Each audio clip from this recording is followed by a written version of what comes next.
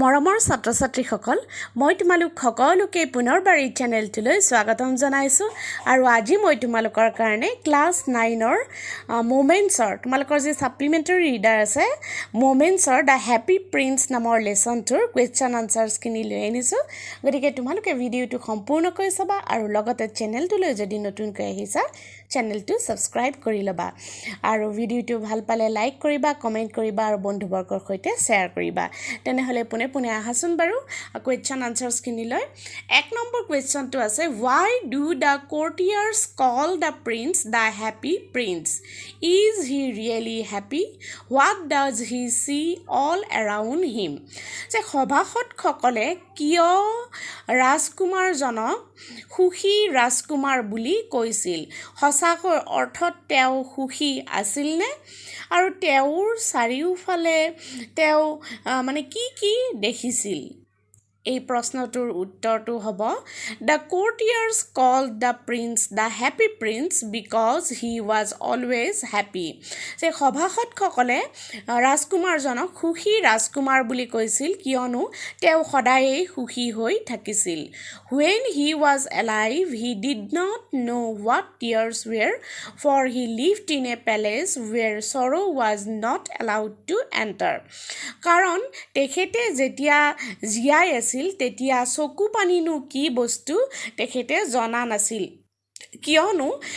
ৰাজপ্ৰসাদত আসলতে এনেকুৱা দুখ বুলি কোনো কথাই নাছিল However, when he died and was made into a statue, he was not happy and tears flowed down his eyes on seeing the state of his city. যিয়েই নহওক তেওঁৰ যেতিয়া মৃত্যু হৈছিল আৰু তেওঁক এটা মূৰ্তি বনোৱা হৈছিল তেতিয়া কিন্তু তেওঁৰ সুখী নাছিল তেওঁৰ চকু পানীবিলাক চকুৰে বৈ আহিছিল চহৰখনৰ অৱস্থাবোৰ দেখি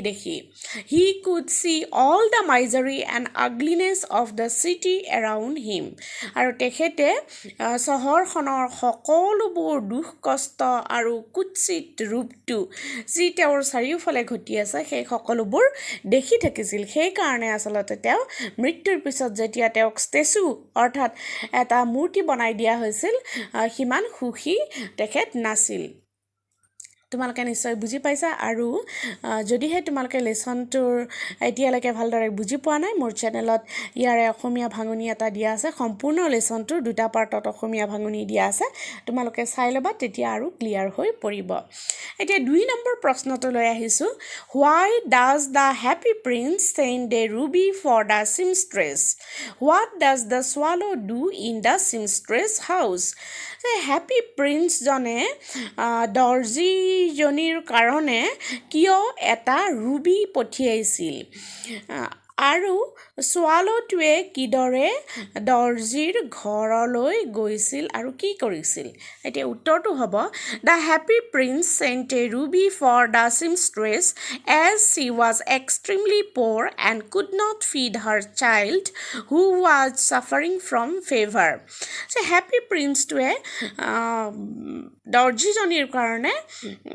এটা ৰুবি দি পঠিয়াইছিল কিয়নো তাই একেবাৰে দুখিয়া আছিল আৰু তাইৰ পুতেকৰ মানে বেমাৰ হৈছিল জ্বৰ হৈ আছিল The swallow on being persuaded by the prince went to the seamstress house আৰু সোৱালটোৱে মানে ৰাজকুমাৰৰ কথা শুনি দৰ্জীৰ ঘৰলৈ গৈছিল She had fallen asleep so the swallow kept the ruby on the table where the woman worked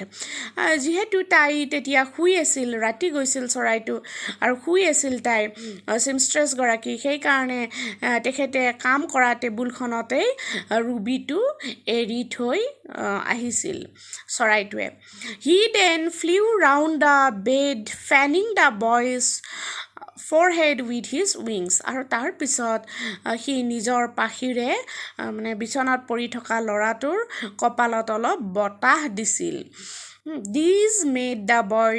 feel relaxed and he went to sleep আৰু এইটোৱে ল'ৰাজনক আৰাম দিছিল আৰু সি ভালদৰে শুই পৰিছিল এতিয়া আমি 3 নম্বৰ কোৱেশ্চনটোলৈ Questionটো হৈছে For whom does the prince send the sapphires and why?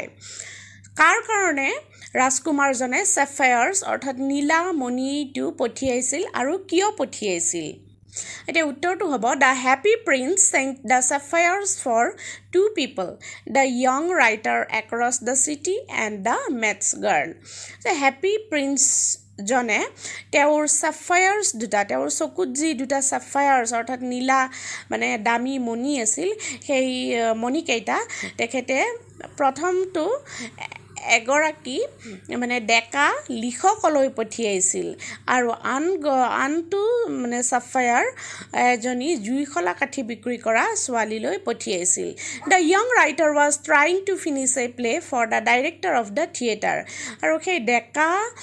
ৰাইটাৰজনে লিখকজনে আচলতে থিয়েটাৰৰ ডাইৰেক্টৰৰ কাৰণে পৰিচালকৰ কাৰণে এখন নাটক লিখি উলিয়াবলৈ চেষ্টা কৰি আছিল however he was too cold to write anymore কিন্তু ঠাণ্ডাত আচলতে তেখেতে আৰু বেছি লিখিব পৰা নাছিল there was no fire in the grate and hunger had made him faint আৰু তেওঁ যিটো একেবাৰে মানে ঘৰত সৰু কোঠালি এটাত বাস কৰিছিল তাতে জুইৰ ব্যৱস্থা নাছিল সেইকাৰণে তেখেতৰ খুব ঠাণ্ডা লাগিছিল তাৰ উপৰিও ভোকত তেওঁ একেবাৰে লেবেজান হৈ পৰিছিল সেই young playwrightজন অৰ্থাৎ নাট্যকাৰজন he sent the sapphire to the young playwright so that he could sell to the jeweler buy firewood and finish his play আৰু সেই কাৰণে ৰাজকুমাৰজনে তেওঁৰ sapphire-টো সেই ডেকা নাট্যকাৰজনলৈ পঠিয়াইছিল যাতে তেখেতে সেইটো জুৱেলাৰৰ ওচৰত বিক্ৰী কৰি খৰি কিনিব পাৰে আৰু তেখেতৰ নাটকখন সম্পূৰ্ণ কৰিব পাৰে on seeing the sapphire the young man felt appreciated and believed that he could finish his play আৰু sapphire-টো দেখি সেই ডেকা মানুহজনে প্ৰশংসা কৰিছিল আৰু তেওঁ বিশ্বাস কৰিছিল যে তেওঁ এতিয়া তেওঁৰ নাটকখন সম্পূৰ্ণ কৰিব পাৰিব the happy prince then saw a little Mets girl who was standing in the square just below him আৰু তাৰ পিছতে এই সুখী ৰাজকুমাৰজনে এগৰাকী জুইশলা কাঠি বিক্ৰী কৰা ছোৱালীয়ে চকটোৰ তলতে চক বজাৰতে মানে থিয় হৈ থকা দেখা পাইছিল she had let her matches fall in the gutter because of which they were all spoiled আৰু তাইৰ সেই জুইশলা বিলাক এটা মানে গাঁতত তাই পৰি গৈছিল জুইশলা বিলাক আৰু তাৰ কাৰণে সেইবোৰ সম্পূৰ্ণৰূপে মানে বেয়া হৈ গৈছিল the prince knew that her father would beat her if she did not bring home some money আৰু ৰাজকুমাৰজনে জানিছিল যে যদিহে তাই ঘৰলৈ কিছু টকা লৈ নাহে তেতিয়াহলে তাইৰ দেউতাকে তাইক পিটিব when the swallow slipped the jewel into the palm of the little girl's hand she ran home happy and laughing আৰু যেতিয়া swallowটোৱে সেই সৰু ছোৱালীজনীৰ হাতত সেই মানে sapphire-ৰ মণিটো তুলি দিছিল তেতিয়া তাই সুখী হৈ হাঁহি হাঁহি ঘৰলৈ দৌৰিছিল তোমালোকে কাহিনীটো যদি ধুনীয়াকৈ পঢ়িছা তেতিয়াহ'লে নিশ্চয় বুজি পাইছা আৰু এতিয়ালৈকে যদি তোমালোকে কাহিনীটো পঢ়া নাই পঢ়ি ল'বা তেতিয়া একেবাৰে ক্লিয়াৰ হৈ পৰিব এতিয়া 4 নম্বৰ কোৱেশ্চনটোলৈ আহিছোঁ what does the swallow see when it flies over the city swallowটোৱে যেতিয়া চহৰৰ ওপৰেদি উৰি গৈছিল তেতিয়া কি দেখিছিল when the swallow flew over the city it saw the stark contrast of plenty and poverty যেতিয়া swallowটোৱে চহৰৰ ওপৰেদি উৰি গৈছিল তেতিয়া চহৰখনৰ দুখ কষ্ট আৰু দৰিদ্ৰতা দেখা পাইছিল it saw rich men making merry oblivious to the plight of the poor down the lane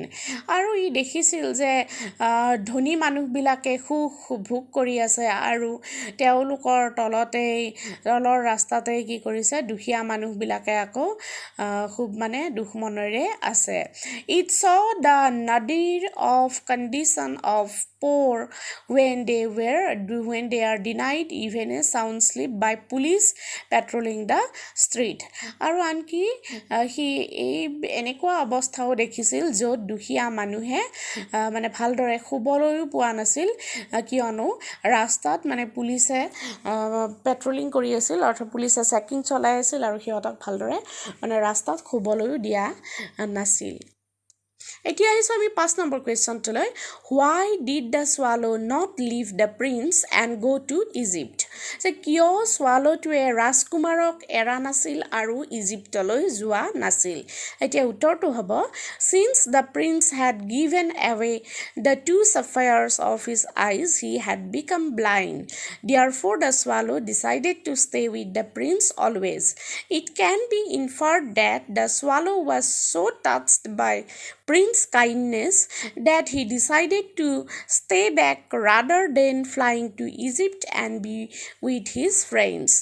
What this suggests is that kind-hearted people always attract friends who will stay with them forever. যিহেতু মানে সেই happy প্ৰিন্সজনে নিজৰ চকুৰ মণি দুটা বেলেগক মানে দি দিছিল সেইকাৰণে তেওঁ আচলতে অন্ধ হৈ পৰিছিল আৰু সেইকাৰণে সোৱালোটোৱে সেই ৰাজকুমাৰজনৰ সৈতে সদায় থাকিবলৈ সিদ্ধান্ত লৈছিল ইয়াৰ উপৰিও সোৱালোটোৱে আচলতে সেই ৰাজকুমাৰজনৰ মৰম আদৰ দেখি খুব মানে আকৰ্ষিত হৈছিল আৰু সি ইজিপ্তলৈ গৈ নিজৰ বন্ধু বান্ধৱৰ লগত থকাতকৈ সেই সুখী ৰাজকুমাৰৰ লগত থাকিবলৈ মন মেলিছিল এইটোৱে আচলতে এইটো বুজায় যে যিসকল দয়ালু মানুহ মৰমীয়াল মানুহ তেখেতসকলৰ সৈতে বন্ধুসকলে সদায় থাকি ভাল পায় এতিয়া আহিছোঁ আমি 6 নম্বৰ কুৱেশ্যনটোলৈ what are the precious things mentioned in the story why are they precious এতিয়া কি মূল্যৱান বস্তুৰ কথা তোমালোকে এই লেচনটোত পালা আৰু সেইবোৰ কিয় মূল্যৱান the precious things mentioned in the story are the lead and heart of the happy prince and the dead bird যে মূল্যৱান বস্তু দুটা হৈছে এই পাঠটোত পোৱা সেই সুখী ৰাজকুমাৰজনৰ লিডৰ মানে হাৰ্টটো অৰ্থাৎ হৃদয়খন আৰু মৰি পৰি থকা চৰাইটো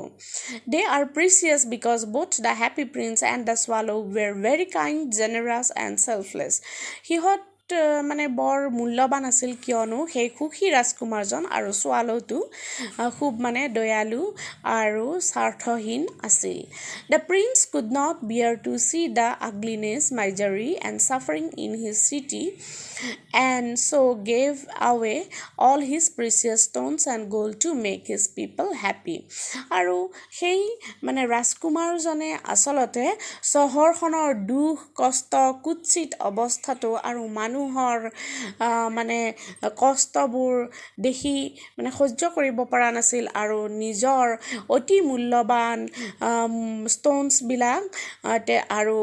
নিজৰ গাৰ সোণবিলাকো মানুহক সুখী কৰাৰ কাৰণে দি দিছিল তাৰ উপৰিও এতিয়া similarly the swallow sacrificed his trip to Egypt and acted as the prince's messenger carrying the precious stones and gold to the needy spreading happiness around তাৰ উপৰিও সোৱালোটোৱেও নিজৰ ইজিপ্তলৈ যাবলগীয়া কথাটো ত্যাগ কৰিছিল আৰু সেই মানে সুখী ৰাজকুমাৰজনৰ দূত হৈ সেই মূল্যৱান মণিবোৰ যিসকল মানে নিডি পিপল আছিল যিসকল মানুহৰ মানে প্ৰয়োজন আছিল তেওঁলোকৰ সুখৰ কাৰণে সি ভগাই ফুৰিছিল সেইকাৰণে আচলতে এইখিনি লিখিলেই প্ৰশ্নটোৰ কাৰণে যথেষ্ট গতিকে তোমালোকে নিশ্চয় বুজি পাইছা এইখিনি লিখিলেই হ'ব বৰ অলপ দীঘলকৈ আছে ইমান দৰকাৰ নাই কিন্তু প্ৰথম মানে ষ্টেঞ্জাটো আৰু দুখাৰিমান লিখিলেই হৈ যাব গতিকে এইখিনিতে মই আজিৰ ভিডিঅ'টো শেষ কৰিছোঁ তোমালোকে যদি ভাল পালা চেনেলটো লাইক কৰিবা ভিডিঅ'টো লাইক কৰিবা আৰু বন্ধুবৰ্গৰ সৈতে শ্বেয়াৰ কৰিবা